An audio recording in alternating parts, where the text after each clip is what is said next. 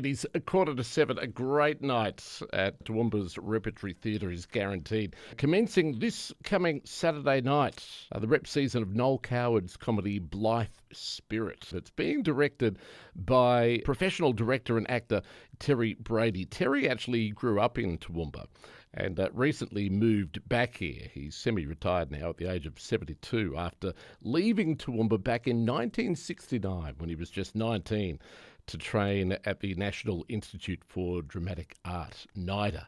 He's had a 50-year career in theatre, television and film in Australia and the UK. He says that this production of Blithe Spirit is the perfect tonic for what people have been through with COVID. I sat down and had a delightful chat with Terry yesterday. And I started off asking him whether he got to choose the play that he was directing. And in that case, what made him choose Blithe Spirit? Well, I suppose they chose me, David. No, they actually asked me, they offered me a job, and it's what it is. It was to direct a play and also to do a couple of workshops. I think it came through a grant that they have to employ a director. And they've done that before, and I think they wanted to do it again. And that's how I came to do it. As far as choosing the play was concerned, I actually did think of another play. I thought maybe, a small two-hander, but you've got to think about the technicalities of a small theatre like Rep 2, whether they can actually cope with the technical side of it. And the play that I chose had a lot of technical hoo-ha details, as far as like lighting and back projection, that sort of thing as well. So I decided that we'd maybe get something too that had a bigger cast, and that gives more people a chance to do something. Okay. That was I think it was one of the things I spoke to Mike Taylor, who I actually talked about doing the job with in the first place, and he said, "It'd be nice to give more people a chance," and I agree with him. So that's how come we chose Blithe Spirit, and I didn't know Blithe Spirit. I knew Blithe Spirit. Yep. But I'd never ever thought about directing it. Right. And I love Coward, but it wasn't sort of on my radar. I maybe had thought of something getting a little more dramatic, a little bit meatier, but it's turned out to be a huge fun. I realise, what a fantastic writer he is. He really knew his craft, and he was skillful in that way.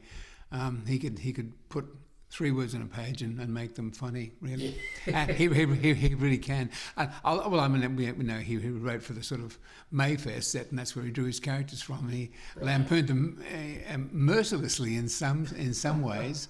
Yeah. But it's been really good to do. Just give us a brief précis of the story. It's essentially a writer struggling with writer's block.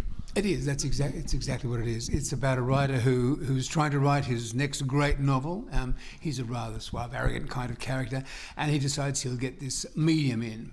And so he and his second wife arrange a little dinner party with a couple of friends they don't really want to have there, but they invite them anyway. And they get the famous Madame McCarthy in. And I suppose it's one of the best known characters in the Coward repertoire, really, is Arcati. And he just wants to talk to her. And of course, during the course of the evening, she summons back his first younger, much prettier dead wife. Right. And that's where the trouble starts. And of course, you then get this confrontation between the two wives, the one that's alive, the one that's dead, and he's in the middle. And by the end of the play, he wants to get rid of them. And the story is, how will he get rid of them? That's what you come to see. How will he actually get rid of these two? I'm not going to tell you any more about the other first wife, what happens to her. No, but it's very funny. You can imagine it becomes really silly with seances and things flying around the room. And that's why I said the last part of the play is really the bit to come and look at. And thrown into that too, you also got... There's a house servant, a rather dim house servant, yep. And you've got the Bradmans, so you've got these other 3 characters, or seven characters altogether in the play. When you read his plays, his comedies, they're very frothy, they're very light. Yeah. Yep. And funnily enough, that's one of the reasons when I chose this over 18 months ago, I think it was, I first talked about doing it. I thought, well, we've come through COVID and people in lockdown. We need an antidote. We need something to kind of brighten us up. And Coward is the right man for that. I think is very frothy and light. But funnily enough, having said that, when I said to the actors, when you get into the text, you do find there's a lot of plot there. Right. He doesn't seem to write plot on the surface. Yep. But there actually is a lot of character. You know, to find character, I think in the plays is what we have to search for, and that's been the fun for me and the actors in actually drawing that out, finding that. Yeah. You have made a fundamental change to the structure of the play by taking what was a 3-act play and turning it into a 2-act play. Tell me, what was that challenging, and what made you want to do that? Mobile phones. No. I mean, you know, we live in a sort of digital age, you know, where people are constantly on their phone, and their attention span, I just believe our attention span is not what it was, you know?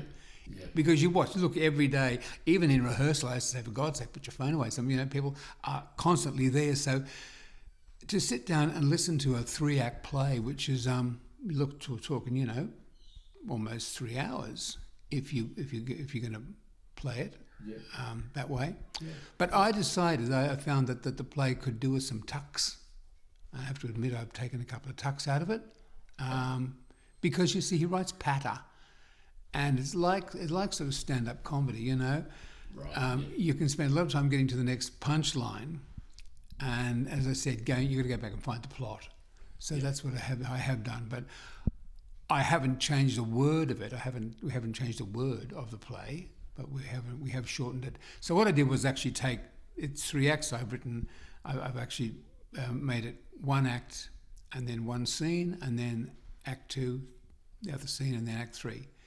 And Act 3, of course, it actually races to an end. So if you get through a big Act 1, then Act 2 is fun, because all of the kind of comedy and the shenanigans that go on in Blithe Spirit happen from Act 2 onwards.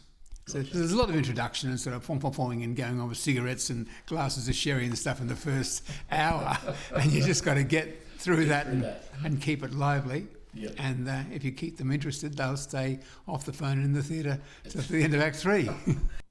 It's Terry Brady, director of Blithe Spirit, which opens this coming Saturday night at Toowoomba's Repertory Theatre. Stars Josh Rays, Kylie Zadow, Britt Atlas, Nerida Fraser, Peter Bevan and Bev Irwin-Taylor. Toowoomba Rep received a cultural and arts support grant from Toowoomba Regional Council to fund a professional director for Blithe Spirit. If you would like to go along, tickets are available on the website toowoombarep.com.au or at the theatre's box office at 94 Margaret Street opposite Queen's Park. But well worth checking out. Noel Coward's Blithe Spirit, directed by the delightful Terry Brady. And that season runs through until November the 5th. It's 7 to 7 on ABC Southern Queensland. ABC News on the way at 7 o'clock.